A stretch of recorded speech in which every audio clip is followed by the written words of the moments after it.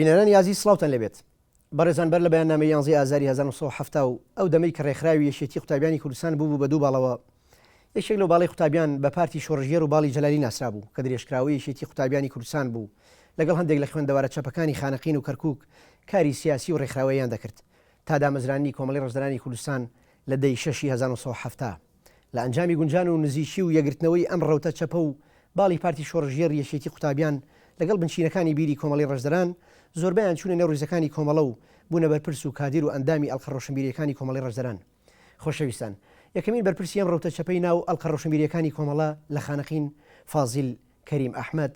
ناسرا و مامۆستا جەعفەر بووە کە ئێستا میوانە لە ستودیۆ ڕوودا و مێژوو بە مەبەستی قسەکردن لەسەر ڕۆڵی ئەم ڕەوتە چەپە لە نێو ئەڵقە ڕۆشنبیریەکانی کۆمەڵە و ڕۆڵ و کاریگەری مامۆستا جەعفەر لە جموجوڵی بزاوتی ڕۆشنبیرە چەپەکانی خانەقین و گەرمیان و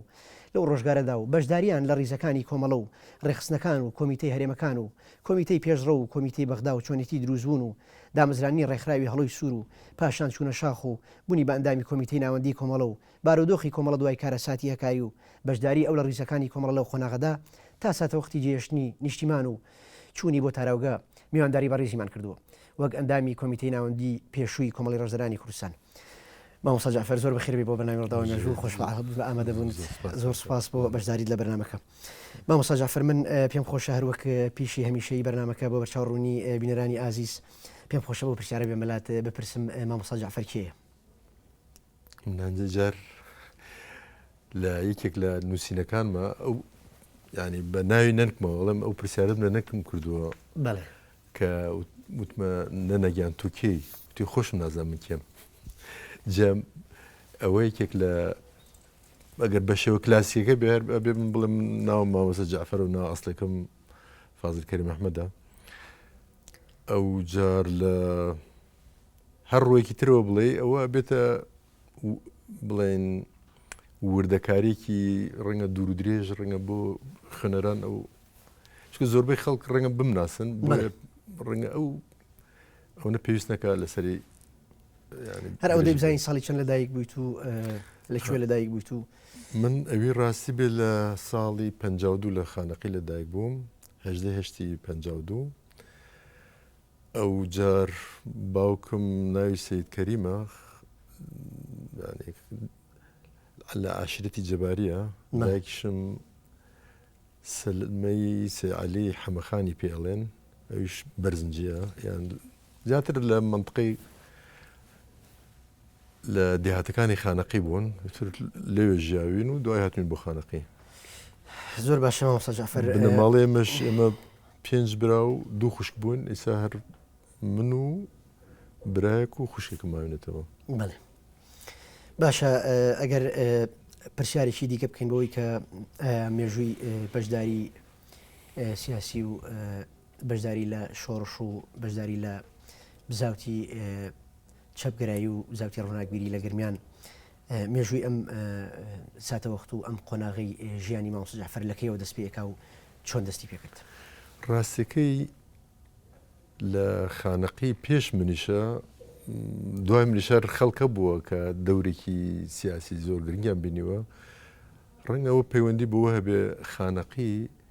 لە چاو خۆیان شارێکی پێشکەوتوو بووە و شارە بووە. من لە مامۆستایەکی عەرەبم بیستجارێکیان لە ساڵی 57 لە خانەقی مدەڕسی فیزیا بووە ئەیوت جاران زۆر بەراوردی خانەقیمە کرد لەگەڵ بەغا ئەموت بزانم خانەقی زۆر پێشکەوتووە یا بەغا هۆکەشی ئەوەی لەسەر شارێکی سنووری بووە لە پێش شەڕی یەکەم قۆنسولی ئەڵمانی لێ بووە دیارە شارێکی گرنگ بووە هەر لە خانەقی خۆی 4-5 سینەمای تیا بووە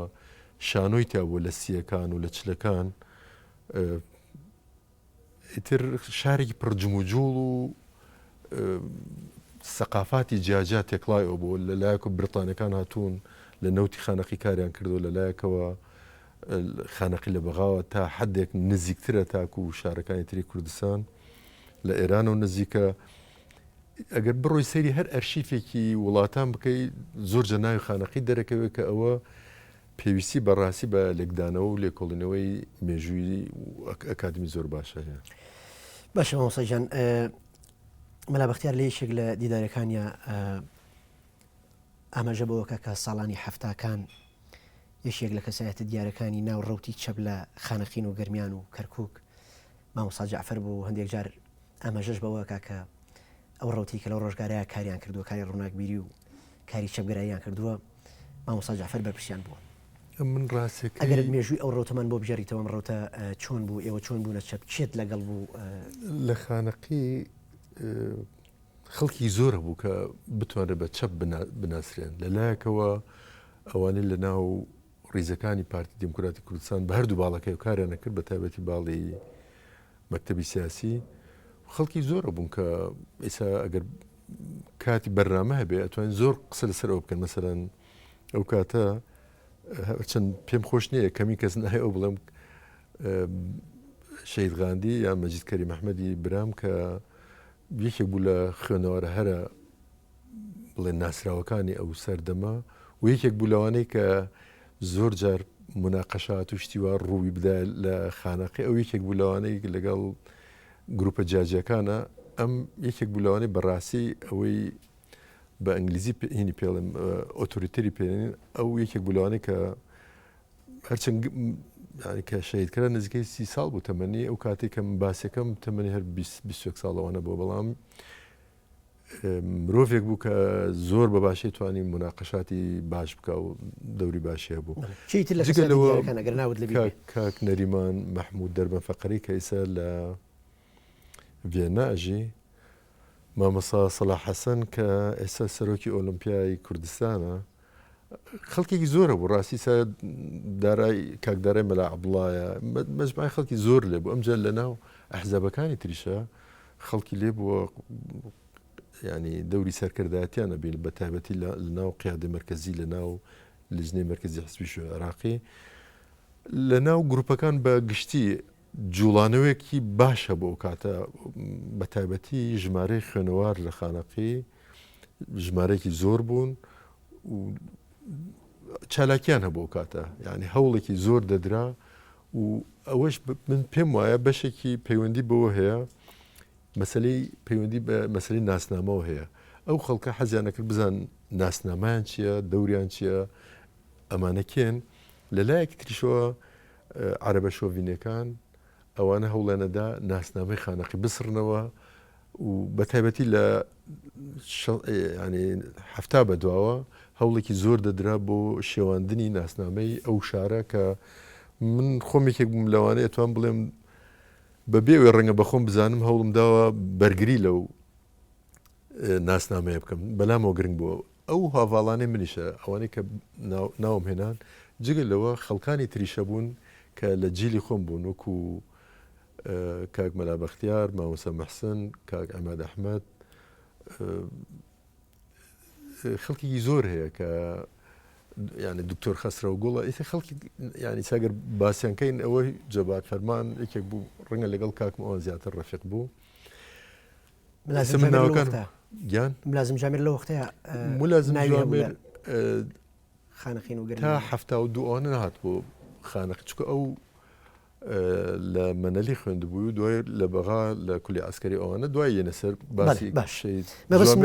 برادرانی تریش کە ڕەنگە یەکەی باسی باشە ئەتوانین بڵین مامۆستا جەعفەر ئەم دروستبوون و سەر هەڵدانی ئەم ڕەوتەیە با بڵێم ئەم کەسایەتیانە کە لە ناو کای سیاسی و چەپگرەیە لە ڕۆژگارە لە خانەقین کاریان نەکرد پەیوەندی بەوە هەبوو کە هەمیشە هەوڵێکە بووە بۆەوەی خانەقین کرێ بە شارێکی عەرەبی ینی جۆرێک لە پەرچەکردار بوو لەلایەن ئەو گەنجانەوە بۆ ئەوی شوناسی کوردبوونی خۆیان لەو شارەیە پارێزن من ئەگەریساەوە بیری لێ بکەمەوە ئێمە ئەو کاتە لە بن زەختێک بوون زەختەکەش زۆ ڕوون بوو بە هەموو شێوەیەک دیار بوو بە تایبەتی پاش هاتنەوەی بەعس لە 16 دیار بوو هەوڵێنەدا خەڵک بەرەو باسی بەرەو حزبی باسەوانە بەرن و هەرچی خەڵکی بڵێن ئەوەی هەندێ مستەلاح هەیە نامێ بەکاری بێنم ئەگەڕان لە ناو بازار هەرچی خەڵکی بێکەڵک و خەڵکی بڵێن ناوزڕا و خەڵکی لەو بابەتانە کۆ کردەوە لە باسکۆیانە کردەوە کە هێزە سیاسەکانی تر بێزیان ناتۆ لەگەڵ ئەوانە قسە بکەن باسەوانەی کۆ کردەوە ئەوەی کە مارکس لە هەژدەی بڕۆمێر باسی ناپلیۆن و ئەو دەوروبەرەکەیەکە ناپلیۆن لە ناو ناپلیۆنی سێم مەبەستێتی کە ویستوتی خۆی وەکو ئەملاقێک لەناو ئەو خەڵکە پیشاندا بەڵام ئەوانەی کە کۆبوو بوون ئەو کاتە من ئێستا ناوەکان ناڵم ناتۆم هەمووی بڵێم لە بەرنامەکەی چکە دەیان کەسی وەکو شەی سەلام شەی سادق شەید بێباک ئەمانە بەڕاستی ڕۆڵیان هەبوو لەو کەسانێکی گەنجی زۆر یان بە حەماس بوون و کەسانێک بوون فیداکاریانە کرد هی ئەوە نیە ئینسان ناویان ناوم بیر نەچێت ناوی ئەوانم بیر نەچێت و بیریش ناچێت و لەبەر ئەوەی ئەوانە کەسانێک بوون کە لە هەموو ڕووداوەکانە دەوریانە بینی بە تایبەتی لە لاوان ئەو کاتە لاوانی خانەقی کە کاک محەممەد سایە خان مەسئولی لەخ بوو ئێمە هەموو سەرەتا لە ناو یەکێتی قوتابیان هەبوون دوای لە ناو قوتابیان چەند برایەک حەزیان نەکرد زەختمان لێ بکەن ئەو کاتە ڕێگە نەدەن ئێمە جموجوڵ بکەین ئێمە جموجوڵەکەمان گواستەوە بۆ ناو یەکێتی لاوانی کوردستان ئیتر لە بن باڵی لاوان ئیتر دەستمان کرد بە چالاکی وەکو نمونە ئێڵم کتێبمان دابەشە کرد لە ناوخۆمانە هانی خەڵکمانەدا یعنی ئەو خەڵکە کتێب بخوێنێتەوە سەیکێکی وەکو کاک عەلی شامار ئەو کاتە دوکانی هەبوو دوکانەکەی ئەگەر سێرت کردە وەکو سێ چۆن لەولا نقڵ و چکلێت و ئەوانەی دانابوو لەو لاشەوە کتێبەکانی دانابوو کتێبی ماوسیتۆن هەر کەسێ ئەبینێت کاکە بڕۆ کتێبانە بخەنەوە و فێر بە لەم دنیا چێ گوزرێ تر بەو شێوەیە خەڵکی زۆر کۆ بووە بەشێک لای عەلی شامار بوو بەشێکی لە ناو لاوان بوو بەشێکی لە ناو خوێندکاران بوو ئێمە مەسەن گروپێکمان دروست کرد بە ناوی وەکو یەکێتی نووسەرانی کورد هەرچەند خەڵکی جاجا بۆ حزبی شوعی تیا بوو پارتی تیا بوو بەڵام ئێمە هەر یەکترمانە بینی و لەو ڕۆژەوە هەر کارمانە کرد ئەو کاتە لە خانەقی یەکتر بینین و جوڵانەوەکی زۆر هەبوو من وەکو نمونە ئەیڵێم یەکێکی وەکو کاک نەریمان بەردەوام 15 کەسێکی لە شوێنە کۆ کردەوە مەسەن هەندێک جار لە ماڵی کاک حاکم برایم ژوورێکی تەرخان کردەوە هەر خۆی و داکی بەیەکەوە ئەژیان لێوێ دائەنشتین هەندێک جار لە ماڵی برایەکی ترمان هەیە ناوی ڕەشید محەممەد قادرە کە دوای بە مەلا ئیبراهیم یا بە مەلا ئیبادا ناوی دەرکرد لە کاتی پێشمەرگایەتیە هەر بۆ سوحبەت پیانەوت مەلا ئیبادا زۆر خێرا و چاپک و ینی ئینسانێکی گورجگۆڵ و بێ غەل و غەش و ئەوانە بوو بۆیە هەر پیانەوت ئیبادا هات جا ئەمە ینی ئەو یەکتر بینینە ینی وەکو حەلەقاتێکی خۆی ڕاستەکەی ئەو بەشێک بوو لە سەرەتا وەکو بەرنامەی کۆمەڵە بۆ پێگەاندنی خەڵک تر ئەوە هەر بەردەوام بوو ینی لە ساڵی هەفتاوە بۆ 74 بەردەوام بوو لە ناو ئەوانە ئێمە خەڵکمان هەڵبژارد بۆی ببنە ئەندامی کۆمەڵە بۆچی ئەو هەموو کەسایەتی لەو دەڤری ئێوە کۆ بێتەوە ڕەنگە شەنس و ڕۆژگاریش دەورێکی بینی بێ لە ڕووداوەکانە لە شارێکی وەکو کەرکووک ئێمە کەسایەتێکی وەکو شەید عەلی عەسکەریمان هەیە کە بەداخەوە بە نەحەق خوێنە ڕژێنرا کەسایەتێکی تری وەکو شەید ئازاد هەورامی ئەو شەر ئەتوان بڵێم بە ڕێکەوت لە کاتی شۆڕشە شەید بوو شەید سیروانیشە ئەویش هەر بە هەمان شێوە ینی ممکنە شەید نەبووایە ئەگەر ئەو شەوە بەو نەڕۆشتە بۆ بەناو شارە زۆرە تێنەپەڕی باە یان ڕێکیان بگۆڕی باە شتێکی لە بابەتانە ینی ئەم سێ کەساتیە کە بە تایبەتی کاک ئازاد و کاک سیروان کە من بەردەوام پێکەوە ژیاوین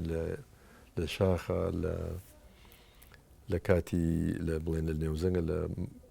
مناسبەی جاجایە ئەمانە بەڕاستی کەساتی زۆ گەورە بوون ئەو کەساتیانە ئەیانتوانی دەور ببینێ لە پێگەاندنی خەڵک یا ئەبوونە پێگەیەک بۆ ئەوەی خەڵکی تر وەکو قەڵایەک پشتیان پێ بەسێ بەداخەوە ئەو کەسایەتیانە هەر زوو شەید بوون مەسەن سەرەکەی یەکێکی وەکو شەید عەلی عەسکەری لە 78 شەید دەکرێت ئەو شەیدکردنی ئەو وای کرد ڕەوتێک لەگەڵ خۆیان بڕەوە یعنی هەر ئەوە نەبووە مەسەر کاک عەلی عەسکەری شەید بێ بەڵکو خەڵکانێکی زۆریش بەهۆی ئەوە سارد بوونەتەوە یان بێتاقەت بوون یا دوورکەوتنەتەوە بە هەمان شێوە کەسایەتێکی وەکو کاکسیروان کە بەڕاستی وەکو خەڵکی لادێ باسییانگەن وەکو هەستەکەن کە یەت بە وشاغازەکەن پڵنگێک دەرەکەوێت و ورێ و خەڵکە بەرزەکاتەوە کاکسیروان بەڕاستیەکێک بوو لەو کەساتە کاک ئازاد هەورامی لای من دوای شەید بوونی کاک ئارام کاک ئازاد بەڕاستیەکێک بوو لەو کەساتیانەی کە ئەتوانی بڵێ ئەمە ئەتوانێت ببێتە جێنشینی کاک ئارام کەساتێکی ئەم مندە هێمن و لەسەر خۆ و دووربین و پیاوێکی بە ئیرادە پیاوێکە بەڕاستی ئەو پەڕی بوێر یعنی من کەم کەسم بینی وەک ئەو بوێر بێ بوێر مەبەستم وانێ لە شەڕەت فەنگە باش تەقی کرد بێتەوەوانە هەرچەند ڕەنگە واش بوو بێ بەڵام ئەوی کەم بینیمە لە یەکێک بوو لەوانەی بەرامبەر هەر مەترسێک بهاتاتە پێشەوە کاک ئازاد نمونەی بوێری و نمونەی پیاوی بە ئەمەک و دڵسۆزی بوو بۆ من زۆر باشە مامۆستاگیان من ئەمەوێ ئەو پرسیارە بکەم ئێوە سەرەتا ئەم ڕەوتە چەپەی خانەخەین و کەرکووک و گرمیان چۆن پەیوەندیتان کرد بە ئێشێتی قوتابیان و دواتر ئێشێتی پارتی شۆڕژگەر کە سەر بە باڵی جەلالی بووە و دواتر کرد لەگەڵ دروستبوونی کۆمەڵا چۆن پەیوەندیتان بە ڕیزەکانی کۆمەڵە کورد و چونە ناو کۆمەڵەوە یەکێتی قوتابیانە هەبوو لە خانەقە لە کۆن و هە لە سەرەتای دروستبوونیەوە لە خانەقەی هەبووە سم بیرمە شەید غاندی یعنی کاتی خۆی کە لە 63 ئەوانە گیرا کاک ئاغا عەبدولغەفور و کاک جەبار فەرمان و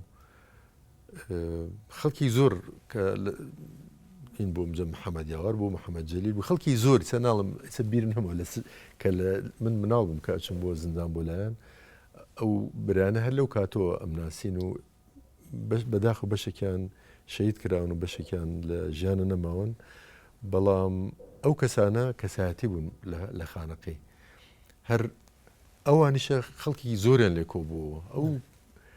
کەسانە دەوریانە بینی لە کەسانێکی بەڕاستی کادری چالاک و مرۆڤی بەهمەت و ئەوانە بوون دەوریانە بینی ئەمجار جگە لەوانە کە کەسانێک لە سژنیش نەبوون ئەوانش هەر بە هەماشەوە ینی خانەقی ینی لە سەرەتای شۆڕش کە شۆڕش دەست پێ کردووە لە 61 لە خانەقی مامۆستا حەمە حوسێن کوردە کە خۆشبەختانە ستش لە ژیان ماوە ئەو یەکێک بوو لەوانەیە کە لە بەمۆ لەگەڵ حلمی عەلی شەریفەوان دەوری بینیوە ئەمجا ملازم فازڵ تالەبانی بووە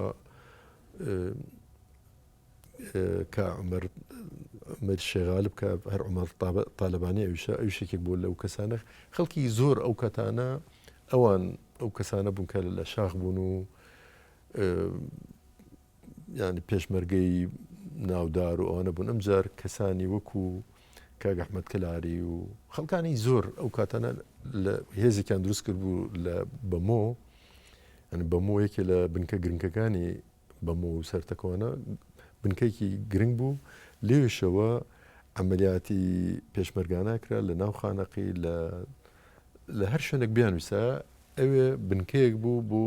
کاری پێشمەرگان لە تەنانەت لە خوار خانەقیش زۆر جار چالاکی کراوە کە ئەو هێزە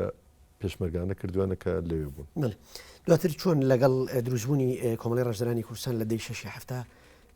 چۆن پەیوەندیتان کرد لە ڕێگەیشیەوە بوو چۆن بوو ئێمە هەر یەکەمین جار بڵێن کە باڵی مەکتەبی سیاسی هەر پێشەوەی خۆشیان حەلکەن ئێمە هەر پێمان باش بە ئەو باڵە نەمێنێت چکە کۆمەڵێک هەڵی سیاسی زۆر گەوریان کردبوو خەڵکانێکی تیا بوو کە ئێمە بە ڕاستڕەومان دائەنان و یەک بەیەکیش ئەمانزانی ئەمانە ئەو کەسانە نین کە ئین بێ ئەوەی کە لە ناو گەنجانە سمعیان باش بوو مامجلال ڕەنگە تاکە کەسێک بوو بێ کە لە ناو خەڵکە ینی ناوبانگێکی باشی پاراست ئەمجار دوایەوە ئەمانزانی لە کۆمەڵەوە نزیکە ئەمانزانی هەر لە جیهانە لە 68 بەدەوە ئەمانزانی حرەکەیەکی بە تایبەتەوەی قوتابیان هەیە کە لە سەرانسەری جیهان توانی کولتورێکی نوێ ینی ئەوەی کە من پێم وایە مۆدرنزم ڕەنگە بۆی بزانم کە لەو لە حرەکەی 16ەوە کە خوێندکارانی پاریس و برلین و لەندەن و شوێنەکانی تری جیهان کردیان ئەوانە وایان کرد کە زۆر نەریت و داب و قێمی تازە لە حرەکەی سیاسی و فکری بێتەکایەوە زۆر ڕووداوی جیهانی هەیە بە تایبەتی شەڕی ڤێتنام شەڕەکانی تر دنیا وایە کرد کە ئێمە بیر لەوە بکەینەوە کە ئەبێ جوڵانەوەی گەلی کوردشە ئەبێ ئاراستەیەکی نوێ وەربگرێ و ئەو ئاراستەیە دەبێ بە شێوەیەک بێ ئاراستەیەکی مۆدرنی هەبێ و بتوانێت بە شێوەیەک بێ کە من ئەتوام دوای باسی ئەو کێشانە بکەم کە جاران چۆن بیرمان لەوە کردەوە پێمان وابوو هەر لەبەر ئەوەی ئێمە کۆمەڵک خەڵکی ڕۆشنبیر و خوێندەوارین ئەتوانین ئەو جیهانە هەمووی بگۆڕین بەو خەیاڵە کارمانە کرد و پێمان بەس من ئێساگە بیری لێ بکەمەوە پێم وایە ئێمە تەنانەت ئەو کاتەش ئەو شۆڕژگە ڕوو و پێشکەوتن خوازن نەبووین ئێستا من ئەگەر بیری لێ بکەمەوە پێم وایە مەسەلەن هێشتا ئێمە لە چوارچەوەی دینە ئەسوڕاینەوە هێشتا لە چوارچەوەی کولتوری عشرەتگەریە بیرمانە کردەوە پێمان وا بوو زۆر مۆدرنین هە لەبەرەوەی چوار کتێبی ماوچۆنگمان خوێندێتەوە یا کتێبەکانی جیڤارەمان خوێندێتەوە یان ئینگلیزی باشتر ئەزانین لە خەڵکی تر ئیتر کەواتە ئێمە توانین ببینە حرەکەیەکی مۆدرن و بتوانین لە جوڵانەوەی سیاسی گەلی کوردە دەورێکی گرنگ ببینین بڵین ئێوە لە ڕۆژگارا کۆمەڵێک شۆڕژگیری ڕۆمانتیکی بوون زیاتر بەتەکی ئەوەی کە بە خەیاڵێکی دوورمەوداوە ئیشتان لەسەرەوە کردو باشە مامۆستا گیان ئێمە ئەچینە ساڵی 1975 و پاش دەستگیر کردن و لە سێدارەدانی سەرکردە دیارەکانی کۆمەڵە بارودۆخی کۆمەڵە لەو ڕۆژگارەیە چۆن بوو دواتر چۆن کۆمیتەی هەرێمەکان دروستکرا و چۆن دەستکرایەوە بە کاری سیاسی و خەباتی ڕێکخراوەیە لە نێوڕیزەکانی کۆمەڵەیە بەڵام پشوویەکی کورد وەرەگرین و دواتر وەڵامی پرسیارەکەم بەرەوە بەڕێزان پشوویەک و پاشان ئەگرینەوە وڵاتان.